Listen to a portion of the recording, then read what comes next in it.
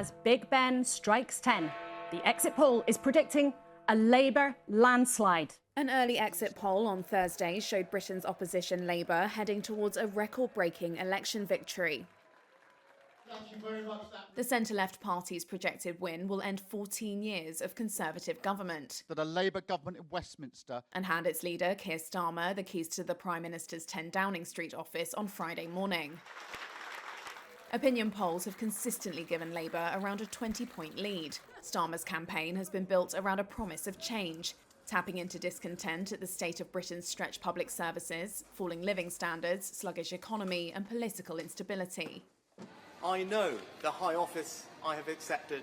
Prime Minister Rishi Sunak had sought to persuade voters that his 20-month stint in charge has set the economy on an upward path. But scars from a cost of living crisis, years of turmoil under his predecessors that led to 5 prime ministers in 8 years, and Britain's Brexit vote to leave the European Union in 2016 remain.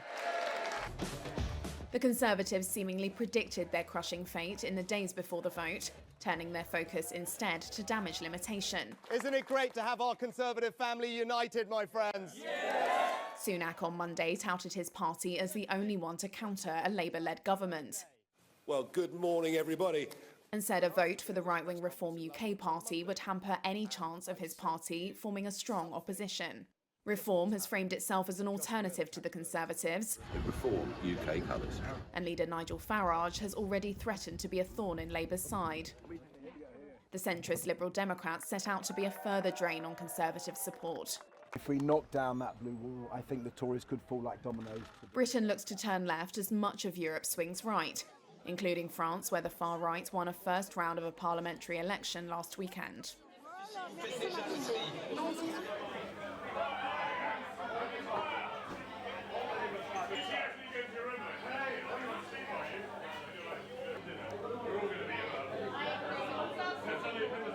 There needed to be a change, and something needed to change. And actually, I really like Keir Starmer, and I think that you have to go with someone else. But what I would definitely like is them to have some opposition. So we were just saying that we think probably it might swing back down to sort of 340, 350 for Labour, and then at least there'll be a little bit of opposition there with the Conservatives. We're not available. Here we go. My first thing would be the NHS. I think that's the kind of key area that he needs to look at. And also he needs to fully explain how he's going to pay for a lot of the things that he's promised in his manifesto.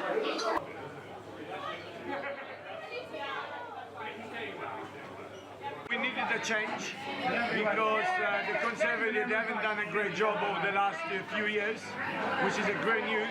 But I don't like as much as they're winning because it'd be great if there would be a balance between Labour and Conservative. I still want the Labour to win.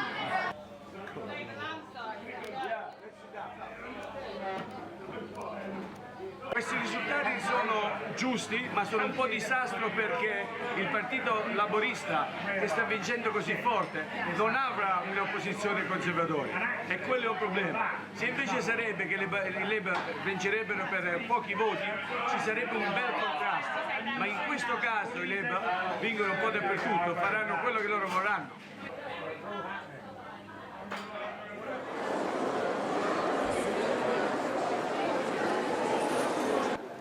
I am ready to declare the result for Horton and Sunderland South. I, Patrick Melia, Acting Returning Officer, hereby give notice that the total number of votes for each candidate for the Horton and Sunderland South constituency is as follows. Richard Peter Bradley, 1,723. Chris Bernicle, 5,514.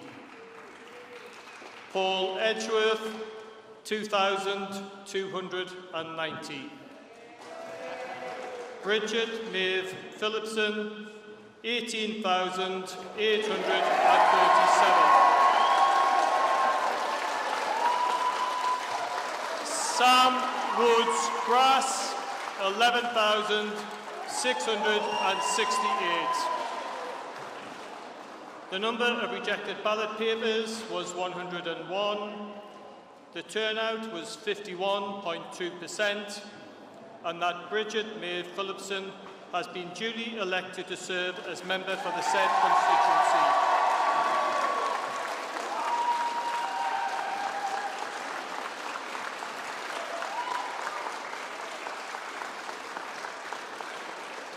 I would like to invite the elected candidate to say a few words. Thank you.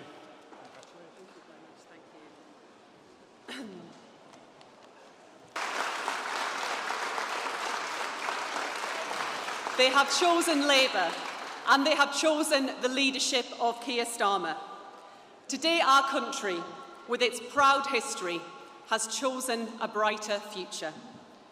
The British people have decided that they believe, as Labour believes, that our best days lie ahead of us. Hope and unity, not decline and division.